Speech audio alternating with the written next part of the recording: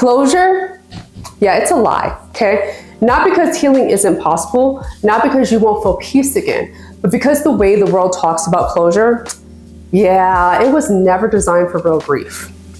The world tells you find closure so that you can move on. Therapy spaces sometimes say process it so you can let it go. And even spiritual spaces will tell you get the message, receive the sign, and you'll have closure.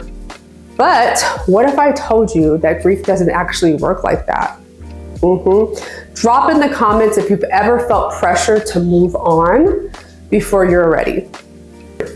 Welcome to the Healing with Amber channel. I'm Amber, licensed grief therapist and evidential medium, and I help BIPOC, which stands for Black, Indigenous people of color, specifically women, shift out of hopelessness with their grief to a life of hope and functionality so that life can continue to life, right? Now today we're going to talk about something nobody talks about, and that is why closure isn't real and what actual healing looks like. 3. Closure sounds nice, right? It sounds clean and final, like you can tie up grief in a bow and put it away. But grief doesn't follow endings like that. You know why? Because love doesn't die. The relationship doesn't end and the bond doesn't end either. You see, only the physical presence changes. And here's where the harm comes in, all right? When you believe that closure is the goal, you start thinking something is wrong with you. There's nothing wrong with you, okay? Because you still feel it. You still miss them. You still think about them. You still feel connected. And instead of honoring that, you start trying to shut down. No, we don't want you to do that because that's not healing. That's actually called suppression. Not helpful, okay? Have you ever told yourself, I should be over this by now? And I'm referring to relationship loss, job loss, pet loss, career loss, friendship loss, and not just a physical change called death, okay? So comment down below because I wanna know, because this is where so many people get stuck. Let's talk about where this idea even comes from, closure. It's rooted in Western psychology. It's a linear thinking, right? Think the beginning, middle, and end. Finish a story, resolve the emotion. Okay, now let's move on. But grief isn't linear, all right? In many cultures, especially Indigenous and ancestral traditions, there are no expectations of ending your relationship with the deceased. Ancestral, not ancestral, okay? Okay. You continue it, you talk to them, you feel them, you carry them with you. That's not pathology, that's connection. But Western psychology historically didn't have space for that. So instead of teaching continued bonds, it taught detachment. Let go, move on, find closure. But the truth is, you don't need to have the relationship in to heal. You need to transform it because when you transform your grief, you're ultimately transforming yourself. Now, from a clinical lens, grief activates your nervous system. It disrupts your sense of safety, shakes your identity, and changes how you experience the world. Your system is trying to do one thing, make meaning of what has happened. And meaning doesn't come from forcing an ending, it comes from integration. This looks like understanding who I am now. What does this loss mean for my life? How do I carry this love forward? And spiritually, this is where things deepen. Because many people don't just grieve the person because they still experience them through feeling them, dreaming about them, and experiencing signs about them. I created a video here entitled 7 Signs of Proof That Death is Not Real, which is a series of things no one talks about grief, which you can find here, okay, again.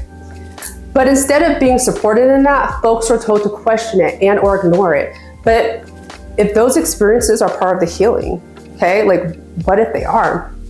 Not something to shut down, but rather something to really understand. If you're ready to explore grief and spirituality outside of colonized frameworks, hit that subscribe button now because my Things Nobody Tells You About Grief series doesn't just challenge mainstream grief psychology. It challenges the religious and cultural conditioning that keeps us from accessing our innate, full spiritual power and potential, okay? Let me tell you what closure actually looks like from a psychospiritual perspective, okay? Now, from a clinical perspective, we work with your nervous system to help your body feel safe again. We process the emotions that feel overwhelming. We create space for grief without it consuming you. Now, from a spiritual perspective, we honor the bond, we allow connection to continue just in a different form, and we create meaning behind the physical presence, right? Beyond the physical presence. And sometimes that includes feeling their presence, receiving, integrating messages, and recognizing how they still show up in your life. And here's the key. You don't have to choose one or the other. You don't have to choose between being grounded or being spiritual, because you can hold both. That's where the real healing happens. Not in the ending of the connection, but learning how to live with this new reality and understanding.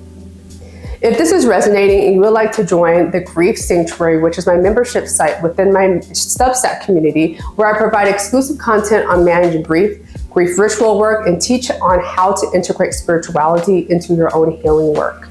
Join my Substack, which can be found down in the description. Substack is also where I host my email list and provide free content on Mondays for spirituality and Wednesdays for grief content. Now, if you've been chasing closure, I want you to hear this clearly. You didn't fail. Grief isn't something you complete. It's something you learn to carry differently, really learning how to integrate with. And the goal isn't to stop loving them or even missing them.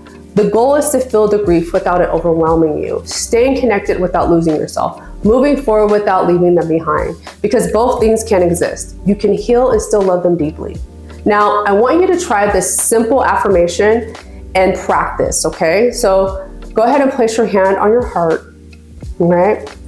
And I want you to say, I don't need closure, I need connection, all right? And integration and a space to breathe.